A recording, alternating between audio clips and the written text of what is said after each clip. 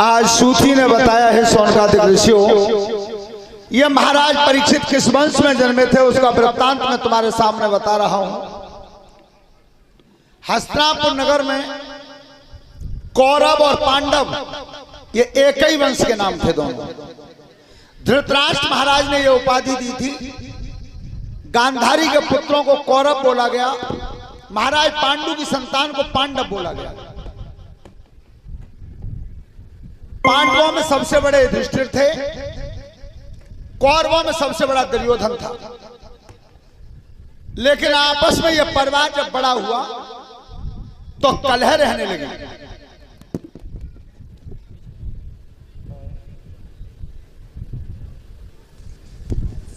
जब कलह रहने लगी तो गंगापुत्र भीष्म ने धृतराष्ट्र महाराज ने बंटवारा भी कर दिया था। 40 गांव पांडवों को दे दिए थे। समस्त राजधानी का युवराज दुर्योधन को बना दिया। लेकिन वह दुष्ट को चैन फिर भी नहीं पड़ा। विदुर जी को भेजकर पांडवों को बुलवाया। श्रोता बंधुओं, जुआ का खेल हुआ। उस जुआ के खेल में पांडवों को धोखे से हरा दिया गया। बताया हमारे विद्वानों ने क्या जुआ जैसा खेल नहीं, अगर हार ना हो तो। खेल तो लखपति जी बढ़िया है। 1 लाख को दाव लगा दो, पत्ता सूदो परगो तो लखपति हो, और परगो उल्टो। जुआ जैसा खेल नहीं, अगर हार ना हो तो। भाई जैसा संबंध नहीं, तकरार ना हो तो।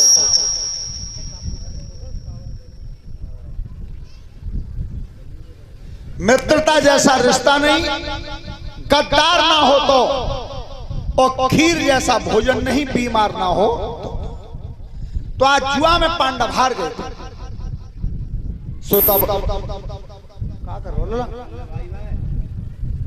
बा लगा ही रहता है, चेक करवा लिए सांझ कोई ना कोई कर दे।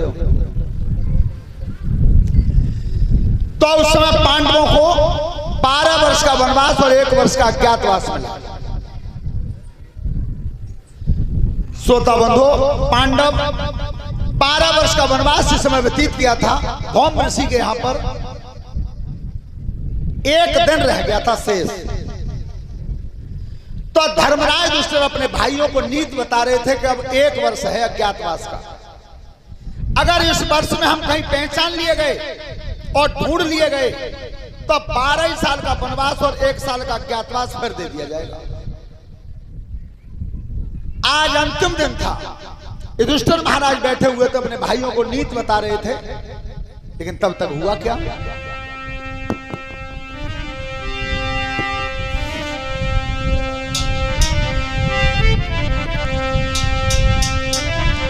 एक ब्राह्मण आए हैं और जहां 5 पांडव बैठे थे उनके सामने ब्राह्मण रो करके बोले हैं, क्या? सुनो धर्म दे ध्यान, अरे भयो अब बन खड़ में करना।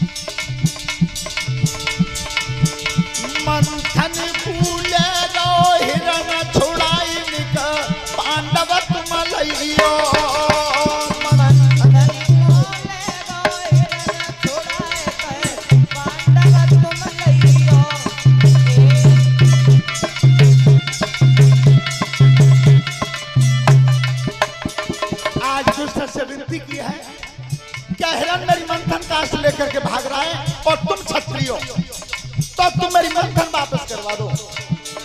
श्रोता बंधु युधिष्ठिर आज अपने भैया भीम और अर्जुन को आदेश करते हैं। क्या?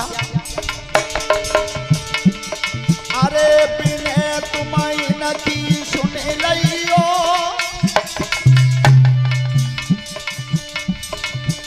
जे ब्राह्मण बिनती करे भाजिनिक जंगल तू जइयो।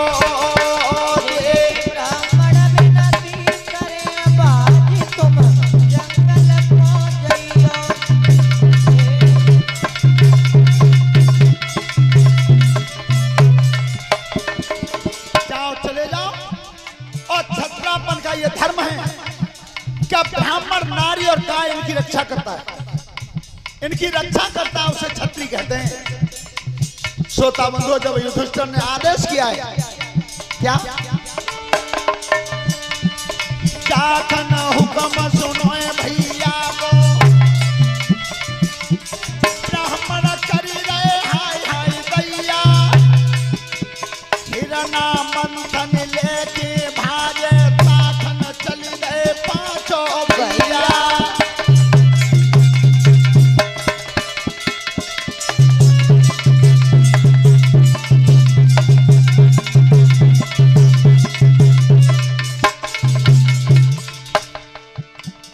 पांचों जाए रहे बनखड़ में, इतने सूरज ऊपर आयो, चले पसीना यवकाया के तो हिरन पकड़ नहीं पायो।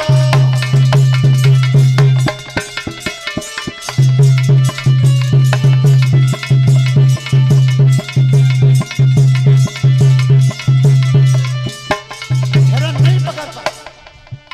उस समय युधिष्ठिर महाराज अपने भैयाओं को लेकर के एक वृक्ष के नीचे बैठे और तब कही, धर्मराज अब बैठ गए,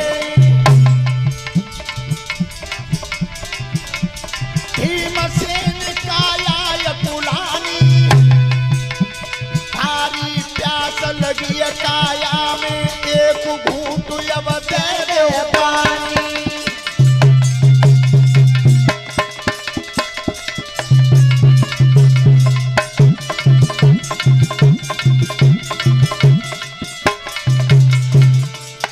युधिष्ठिर को प्यास लगी है तो अपने भैयाओं से कहा, क्या प्यास लग रही है, मैं पानी चाहता हूं। अब विचार करना वो कैसा समय होगा।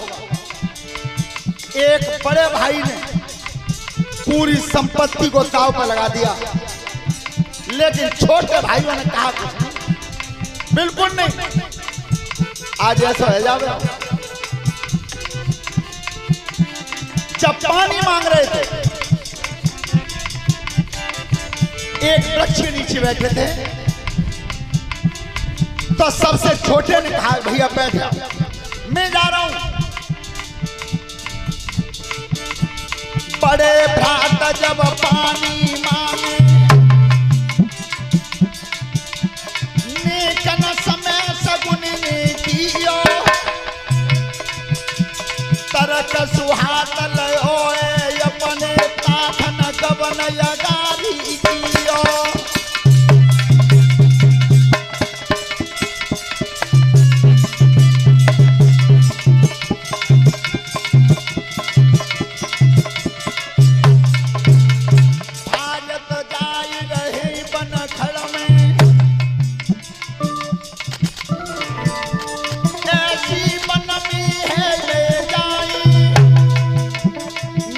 खोल के सगुनी घूमे ताल सरोवर दीखत उड़ाए।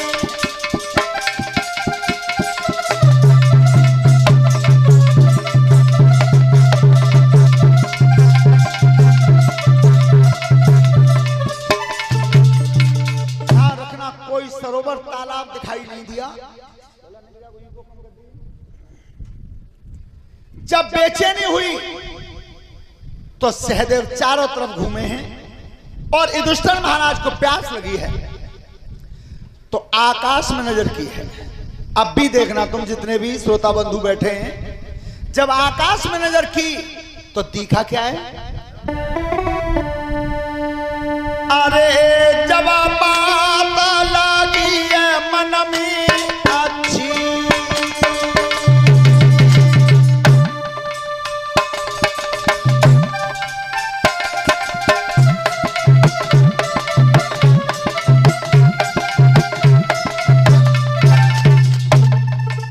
मन में बात लगी रही अच्छी, और कछु अंबर में उड़ी रहे पक्षी।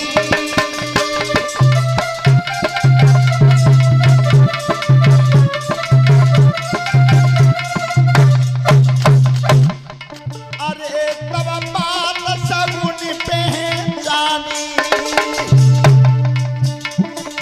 इनके नीचे होई वो पानी।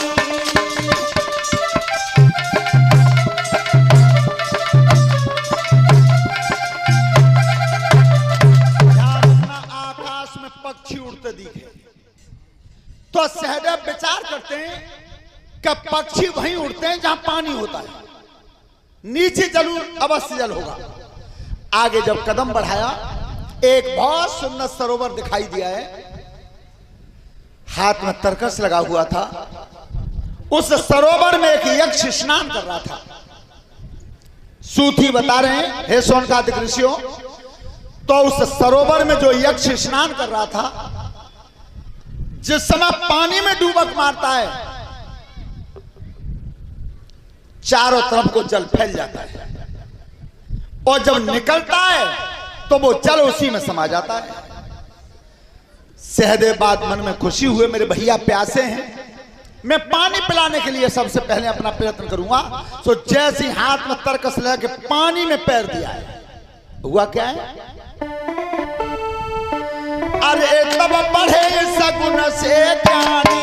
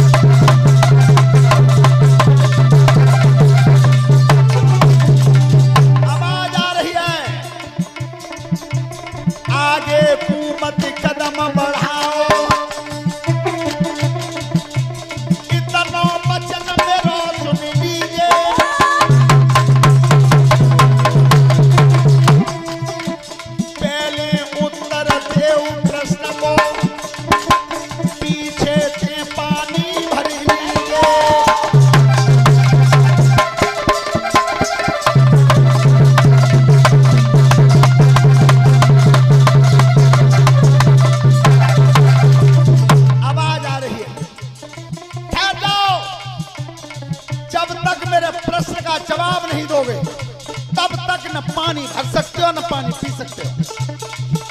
लेकिन सहदेव ने ध्यान नहीं दिया, उस शब्द का ध्यान नहीं दिया और आगे को कदम बढ़ा दिया। चाखन हाथ दरोए पानी में, संतोष सुनिले ध्यान लगाई, नाय देवतन समय करिए ऊपर पचुर दो गिराई।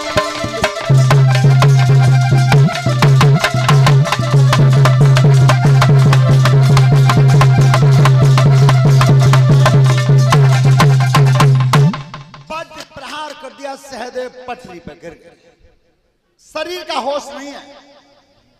तब युधिष्ठिर ने की, भैया नकुल अब पानी मिलेगा नहीं। सहदेव गए से लौटे ही ना, भैया तुम चिंता मत करो, मैं जा रहा हूं, तुम बैठो यहां। ध्यान रखना, जब नकुल चले और आगे को पद चिन्हों पर चलते गए तो उसी सरोवर के किनारे आए हैं तो देखा है कि सहदेव पटरी पर पड़े हुए हैं। तब नकुल ने कही, सहदेव भैया तुम्हें जब आज शोभा ना दई, क्या बड़े भैया प्यासे बैठे और तुम यहां जल पी के सोए गए हो, जगाया नहीं। चलो मैं तुम्हें तो बाद में जगाऊंगा, पहले नेक थोड़ा जल पी लूं, भैया पे आया हूं। इतना कर्म करने के लिए जैसे या जल में हाथ देना चाहते थे नकुल, वही वज्र प्रहार उनके ऊपर हो। आवाज पे ध्यान नहीं दिया। श्रोता बंधु, दोनों भाई आज पटरी पर गिर गए हैं। तो थोड़ी देर इंतजार करके युधिष्ठिर कहते हैं, भैया भीम, अर्जुन, आज मैंने समझ पाई है कि हम 3 एक में हैं, तारीख है 2 एक के। आज तक नहीं जानी मैंने। दोनों के दोनों गए और दोनों में देखू नहीं लौटो। तब कही अर्जुन ने, भैया तुम बैठो, भैया भीम तुम बैठो, मैं जा रहा हूं। तो जिस समय अर्जुन ने आज गांडीव धनुष कंधा में लटका करके इस समय चले हैं, किस तरह से, कैसे गुरुदेव? अरे सोच समझ के अर्जुन ने नहीं पलकी समय लगाई है।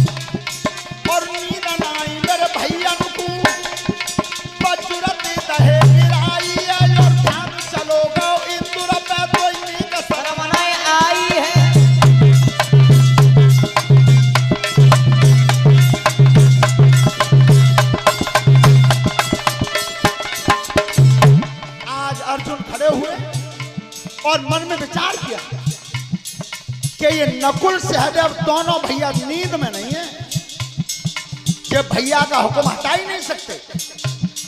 ये नींद में नहीं है, मेरे भैयाओं को इंद्र ने मारा, वज्र प्रहार किया इन पे।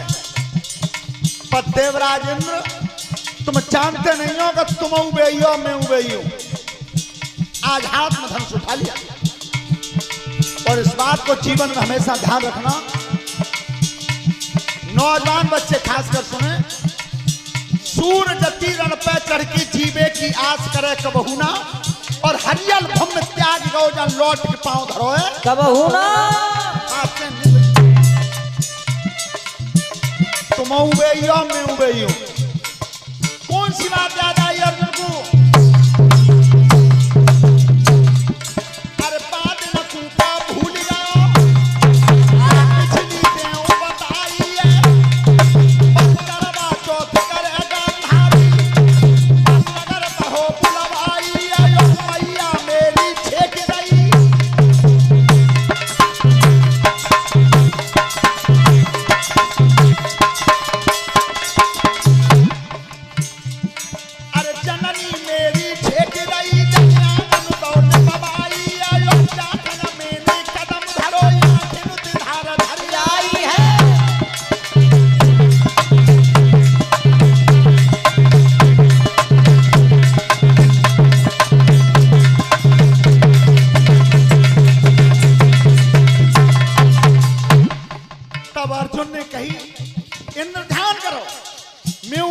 तुम उबेई हो।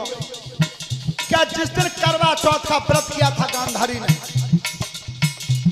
तो पूरे नगर में बुलाया दिया, पर मेरी महतारी को बुलावा नहीं दिया, फेंक दी कुंती। और जब बात से मेरी सभी माता बहनें ध्यान से सुन लें, बेटा घर पर जब कमजोरी आती है और बुरा दिन आ जाता है, बुरा समय आ जाता है, तो पड़ोसन को यहाँ से बुलाओ उनाया तो है। वो दिन था महतारी कुंती के पास। तो देवराज इंद्र, जब मैंने कदम रखा था भवन में, तो मैंने पूछा, मैया तुम रो क्यों रही हो? क्यों रो रही हो? तो गांधारी ने अपने 100 बेटा बुलाए थे, 100। जीवन में ध्यान रखना, घमंड किसी बात का मत करना। अगर घमंड होता है तो परमात्मा को बैर होता है। बाकी 100 लड़का थे। तो कुंती ने रोई की कही अर्जुन ने, बेटा मो दुख तो जाबाद को भव है क्या? अरे पूजन कर रही गांधारी, 100 बेटा पास बुलाए, और मिट्टी भरी रही हाथन के मन में आए।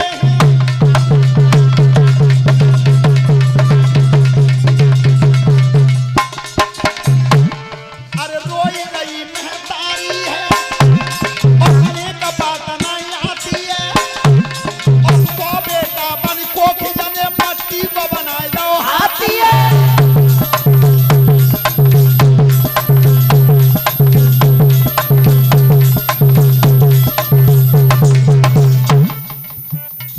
जन्मे माने तो मिट्टी का हाथी बना दिया उसने, और मिट्टी के हाथी का गणेश बना करके तब पूजन किया।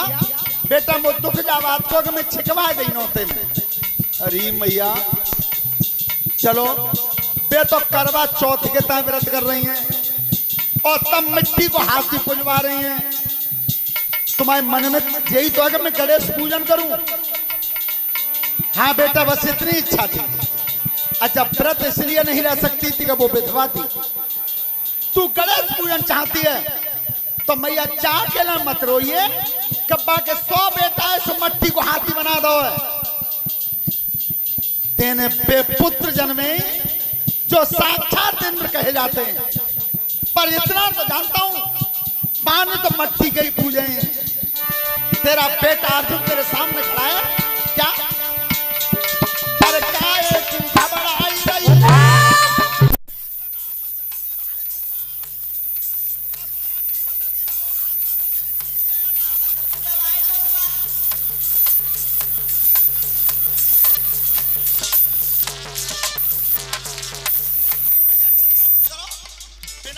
मट्टी कोई पुजो है। अगर मैंने तेरा दूध पिया तो ऐरावत हाथी मंगवा दूंगा तेरे आंगन में। तो देवराज इंद्र पहचान करो वो दिन, क्या मैंने तुम्हारे लिए पत्र लिखा था?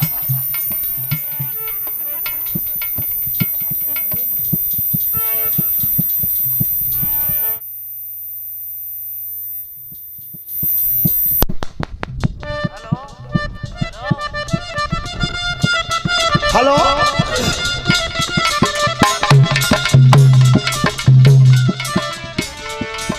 चाखन गांडी बहात लयोए,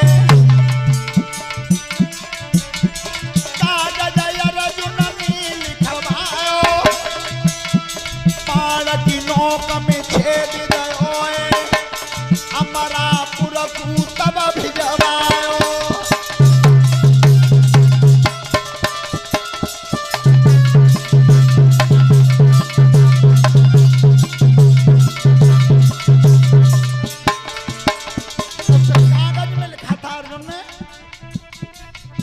देवराज इंद्र, ऐरावत मंगाने के लिए मैंने पत्र लिखा है तुम्हारे लिए, तो हमें तो एक काम करना होगा। कौन सा? करी सूचना मैंने तुम पे, ऐरावत को देव पठाई, मन में नायक भेद रखोगे तो खेतनु में करो लड़ाई।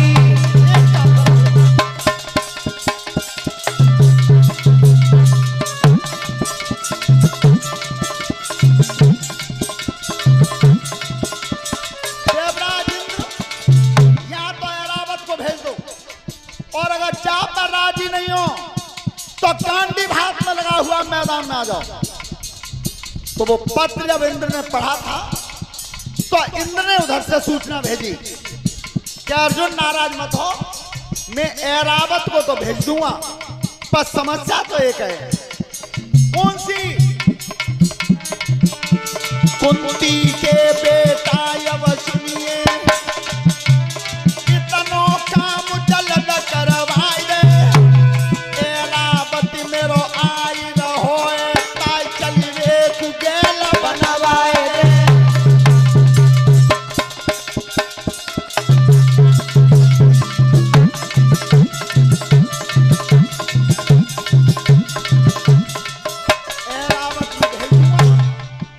लेकिन अर्जुन रास्ता नहीं है। ध्यान रखना, अर्जुन ने बाणों की गैल बनाई है, बाणों की। वो आज तक तुम्हें कबू कबू दिखाई देते हैं आकाश में, वो ऐरावत का रास्ता था। और जिस समय ऐरावत हाथी को रास्ता बनाई तो वो ऐरावत भी घमंड में था। बाण ने पहली बार पैर की ठोकर मारी बाण की रास्ता में, पर एक भी तीर हिला नहीं, न टूटा न हिला। सो देवराज इंद्र, बेई तुमो बेई में हूं, तुमने मेरे भैयन को का जान के मारो, इतना कमजोर समझ के, और वज्र चला दिया। चिंता मत करो, अब तुम्हें तो बाद में देखूंगा, पहले पानी पी लूं और भैया पिला दूं।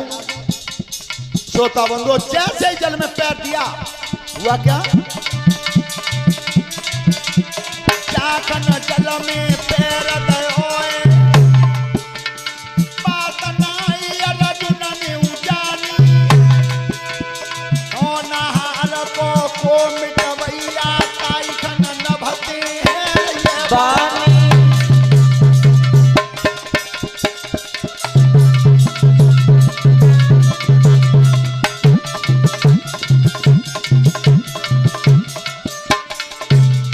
उसी समय आकाशवाणी फिर हुई है, अर्जुन ठहर जाओ, जब तक मेरे सवाल का जवाब नहीं दोगे तब तक न पानी पी सकते हो न पानी ले जा सकते हो।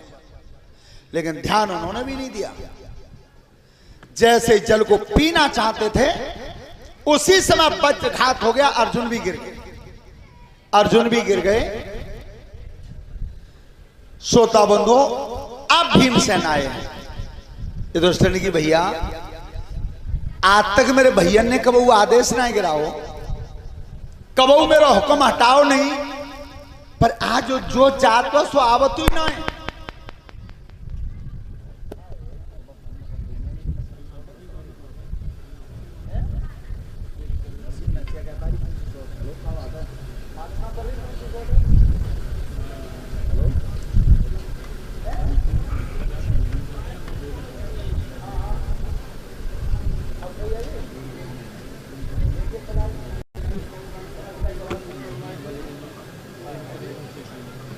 हेलो,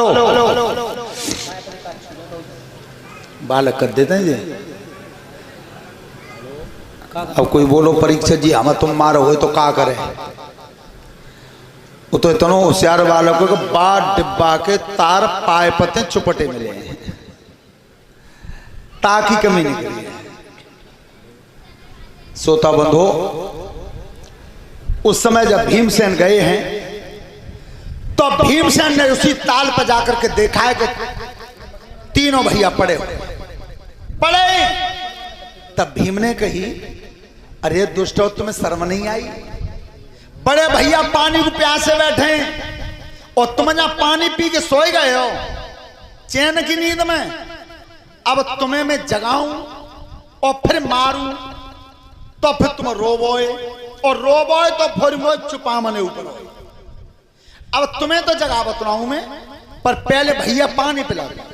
श्रोता बंधु, जैसे भीम ने अभी पैर दिया आगे, वो आकाश से शब्द फिर आया, ठहर जाओ, जब तक मेरे सवाल का जवाब नहीं दोगे तब तक न पानी पी सकते हो न पानी ले जा सकते हो।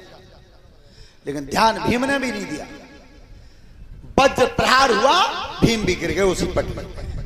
अब युधिष्ठिर विचार करते हैं कि अब कोई न कोई वजह, कोई न कोई संकट है, मेरे भैया लौटे क्यों नहीं? तो आज युधिष्ठिर जिस समय खुद चले यज्ञपति महाराज जी, और जब ताल की पार पर चार भैया देखे हैं, अब समझ गए युधिष्ठिर क्या समझे हैं। अरे दुर्योधन, तो कोई नेक लाज नहीं आई, मेरे भैयन ने पानी ना पियो है, न जे नींद में। युधिष्ठिर का ध्यान कहां चला गया? अरे धर्मराज तब सोच रहे, आखिर धार धरी आई रे।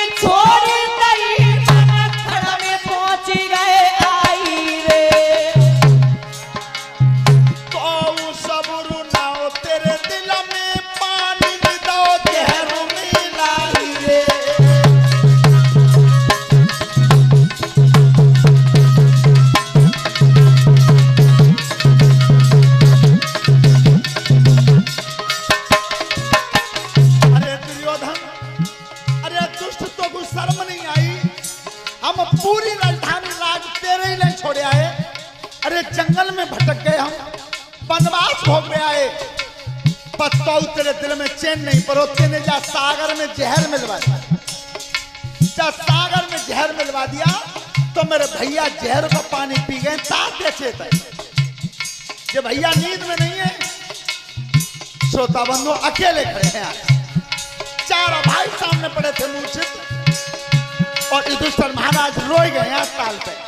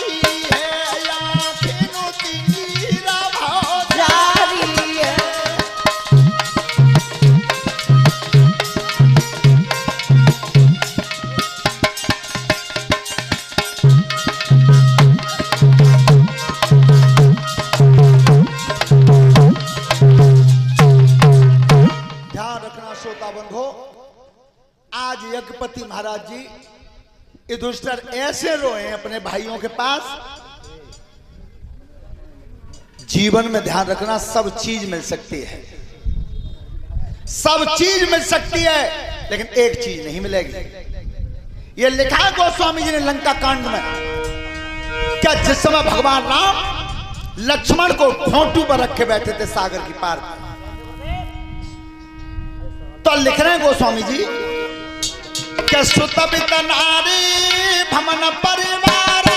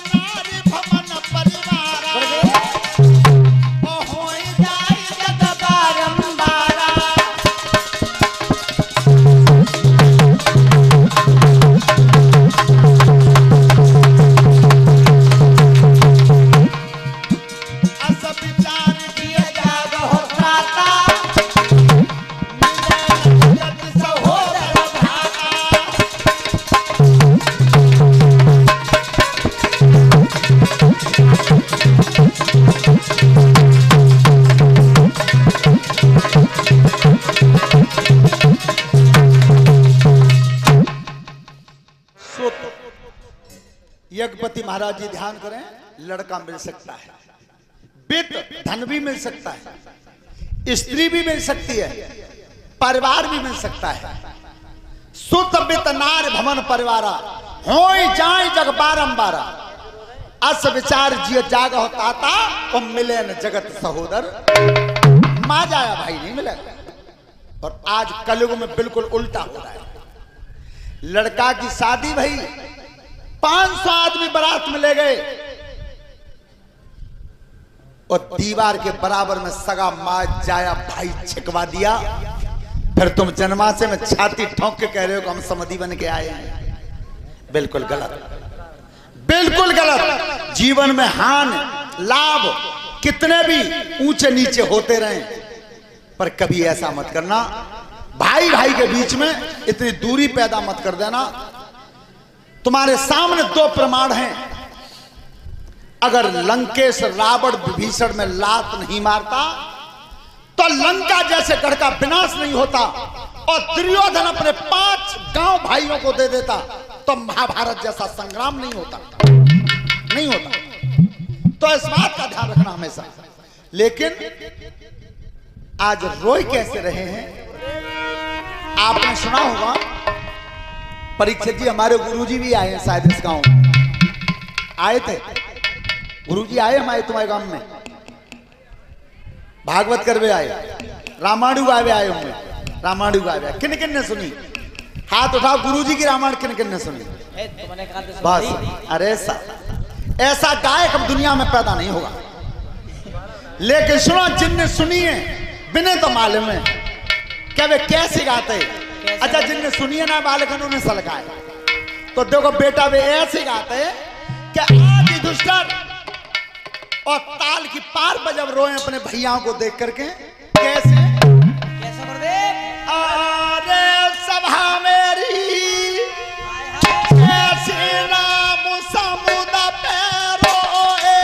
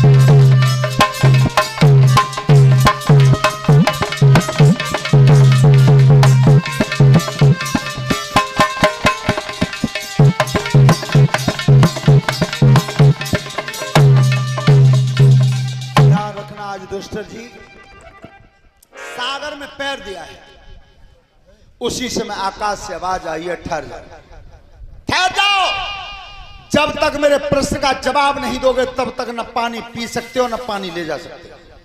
युधिष्ठिर महाराज वहीं थे, वहीं रुक गए। कौन है आप? आवाज कहां से आ रही है? महाराज आप कहना क्या चाहते हैं? आप पूछ के देखिए, मैं तुम्हारा जवाब दूंगा। सोई समझ गया कि मेरे भैया को न जहर है और न किसी ने मारा है, ये कोई देवी शक्ति है जो कुछ कहना चाहती है। वहीं ठहर गए। पूछा क्या पूछना चाहते हो? तो आज उस ऊपर से, वृक्ष के ऊपर से आवाज आ रही है कि युधिष्ठिर उत्तर सोच समझ के देना। देखिए पूछने वाला कितना चतुर था और बताने वाला कितना चतुर था। सभी बच्चे ध्यान से सुनेंगे, तुम्हारे लिए बेटा शिक्षा की बात है यहां पर। युधिष्ठिर मैं प्रश्न कर रहा हूं, दुनिया में एक कौन है? युधिष्ठिर जवाब देते महाराज एक ब्रह्म है। ब्रह्म है, भगवान एक है। दो कौन है? महाराज सूर्य और चंद्रमा दो है। धन्य युधिष्ठिर, काजल से ज्यादा काला क्या होता है? महाराज काजल से ज्यादा काला कलंक होता है। कलंक। तिनका से भी ज्यादा कमजोर क्या होता है? महाराज तिनका से ज्यादा कमजोर होती है दुखी आत्मा, दुखी हुई आत्मा। धन्य। घर में मित्र कौन होता है? बात नहीं करें जब अलग। घर में मित्र कौन होता है और देश में मित्र कौन होता है और परदेश में मित्र कौन होता है? देखो कितने अच्छे अच्छे सवाल थे। तो सुनिए महाराज, घर में मित्र घरवाली होती है, पत्नी, और देश में मित्र राजा होता है, और परदेश में मित्र विद्या होती है। विद्वान सर्वत्र पूज्यते, विद्वान की पूजा सब जगह होती है पूरी दुनिया में। धन्य दुष्ट, जवाब तुम्हारा सही है।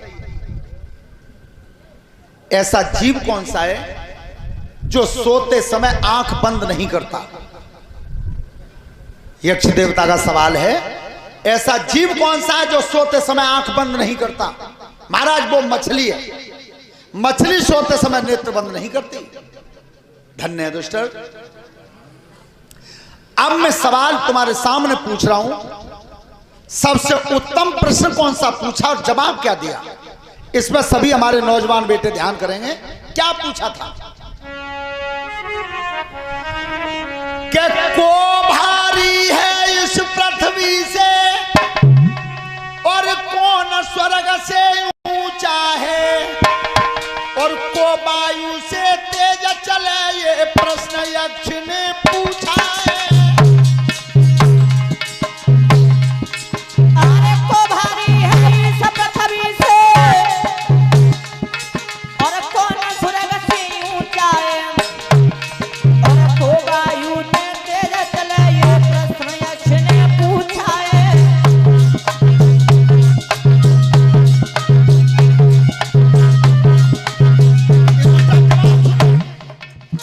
पृथ्वी से भारी कौन है? आकाश से ऊंचा कौन है? और हवा से ज्यादा तेज कौन चलता है? हवा से ज्यादा। तो देखिए जवाब कितना सुंदर दिया है। सुनिए महाराज, माता भारी इस पृथ्वी से और पिता स्वर्ग से आला है, और वायु से जो तेज चले वो मन अब चलने वाला है।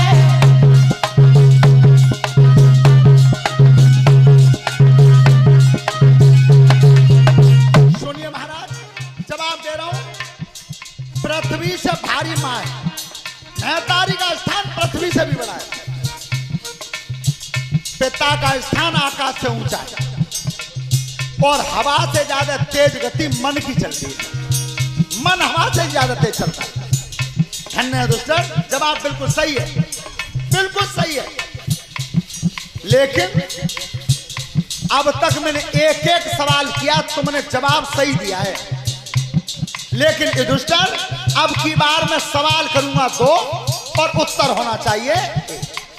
देखिए कितने कठिन प्रश्न है। प्रश्न तो लगभग 80 है यहाँ, लेकिन जो सबसे ज्यादा अच्छे हैं वो कौन कौन से, वो मैं बता रहा हूं।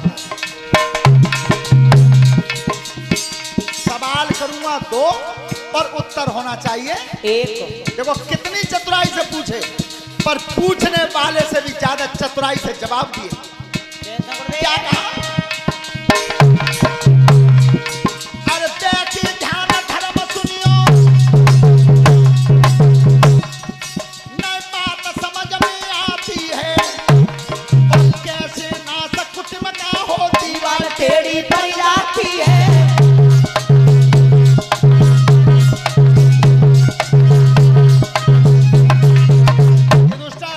सवाल दो हैं, सब पढ़े लिखे बच्चे ध्यान से सुनेंगे। सवाल दो हैं, दीवार टेढ़ी क्यों हुई और परिवार का विनाश क्यों हुआ? सवाल दो है, जवाब एक होना चाहिए। महाराज सुनिए क्या जवाब दिया दुष्मन ने। अरे देखिए ध्यान देव सुनियो, और दूजा कोई सबूत नहीं,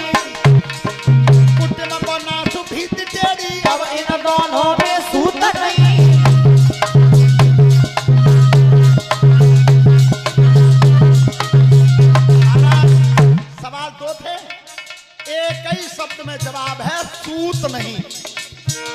अगर परिवार में सूत होता तो नाश नहीं होता, और दीवार पर सूत बना होता तो दीवार टेढ़ी नहीं होती।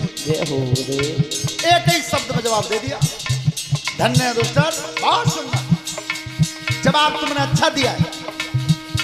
लेकिन अब की बार मैं प्रश्न करूंगा 3 और जवाब होना चाहिए 1।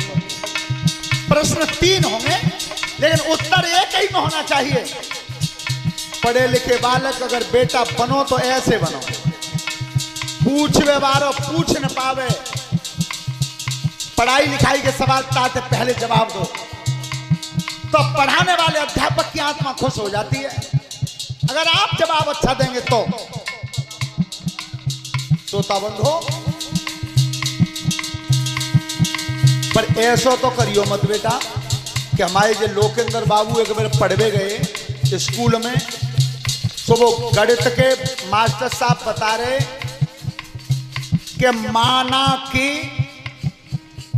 0.4 लिखी उनने माना,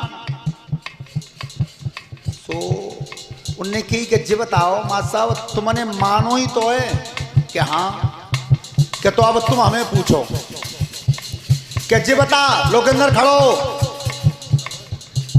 क्या 16 चौका कितने भये?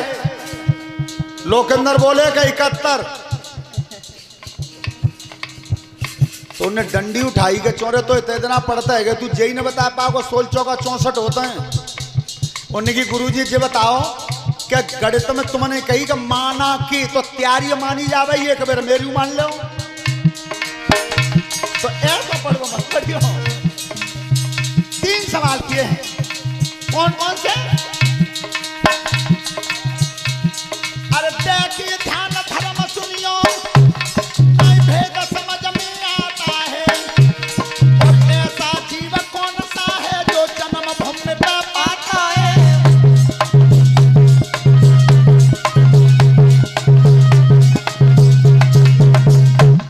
अरे जन्म ले जा धरती में, कायाती हिल नहीं पाता है, और आंखें नुते ना देख सके, ना मुख में भोजन खाता है।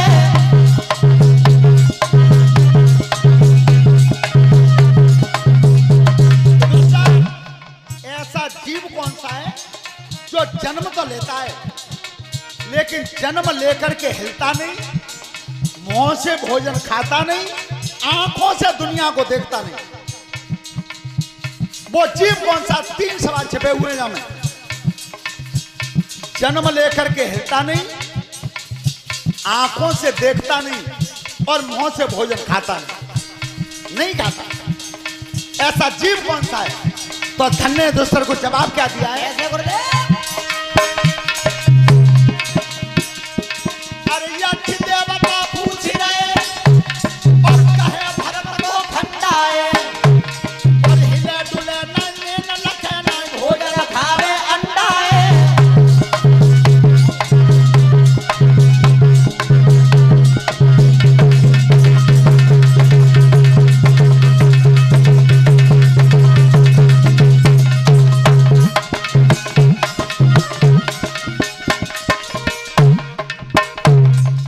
महाराज आपका एक ही शब्द में जवाब है, अंडा है। अंडा जन्म तो लेता है, जन्म लेकर के हिलता नहीं है, भोजन खाता नहीं है, आंखों से दुनिया को देखता नहीं। धन्य दोस्तों, जवाब बिल्कुल सही है, बहुत उत्तम।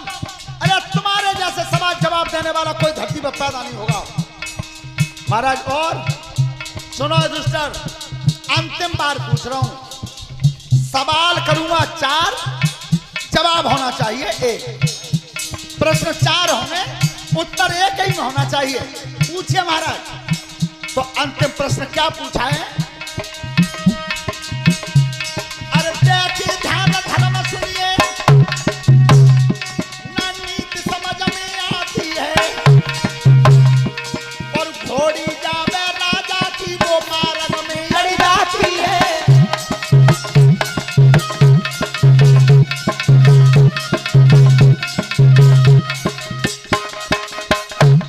अरे भामिन रोटी घरे करी,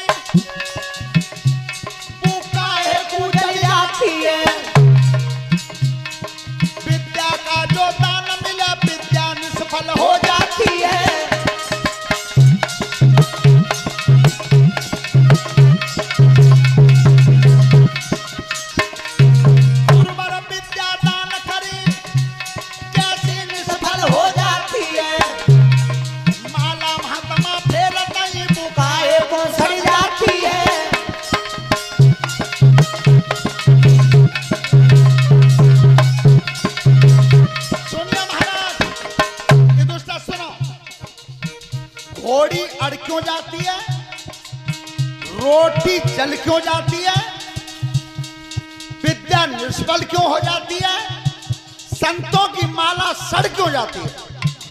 महाराज एक ही सवाल, एक ही शब्द में जवाब दूंगा मैं। सवाल हो गए 4, तो जवाब क्या दिया? अरे यक्ष देवता पूछ रहे और बात धर्म की घिरी नहीं, और चारों प्रश्न तुम्हारे ही उत्तर है स्वामी फिरी नहीं।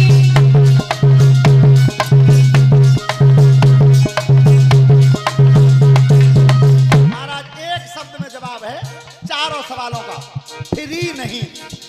घोड़ी फिर जाती तो अड़ती नहीं, रोटी घे में फिर जाती तो चलती नहीं, माला फिर जाती तो सड़ती नहीं, और विद्या फिर जाती तो निष्फल नहीं।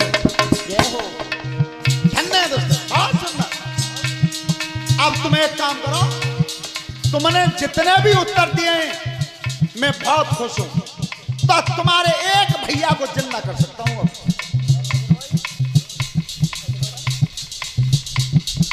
इतमीनी न धरकी गो पानी, धर्मराज तब कही रे बा।